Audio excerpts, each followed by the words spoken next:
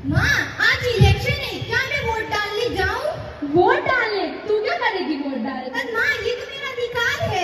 और वैसे भी कौन सा तुम्हारे सिर्फ एक वोट डालने से पूरी सरकार बदल जाएगी? हाँ, कौन सी सरकार बदल जाएगी?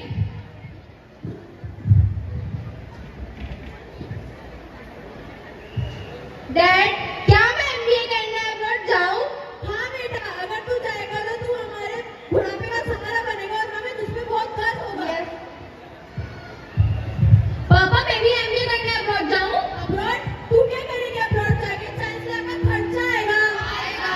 फिर तेरे आने से तेरा रिश्ता नहीं हो जाएगा। फिर तेरी शादी में मुझे दहेज देना पड़ेगा।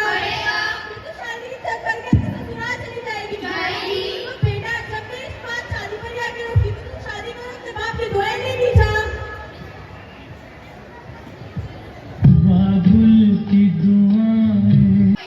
अपनी मर्जी से नहीं, लोगों के दबाव से, क्योंकि उनसे हमेशा कहा जाता है कि बेटी थोड़ा कॉम्प्रोमाइज कर ले। कॉम्प्रोमाइज क्यों करें हम कॉम्प्रोमाइज? अरे हम नारी है, नारी जो आज भी समाज की नजरों में बेबस और हारी।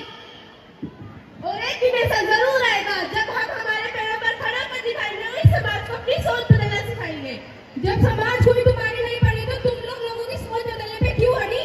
ऐसा ही होता आया है, ऐसा ही होता रहेगा। एक्ट 2।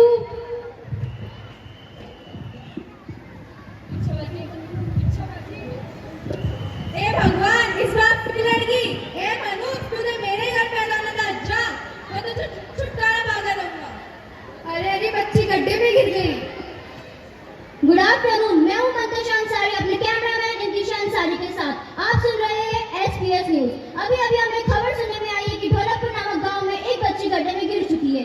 जी हाँ, आप बिल्कुल सही सुन रहे हैं, जो कि अभी एक नवजात शिशु है, वो बच्ची गड्ढे में गिर चुकी है। तो चलिए उनके गाँव जाके उनके पिता से पूछते हैं कि वो कैसा महसूस कर रहे हैं। हम बहुत खुश हैं, हम टीवी पर आए, हमारी बच्ची टीवी पर आई, हमने पूरा गांव टीवी पर आया।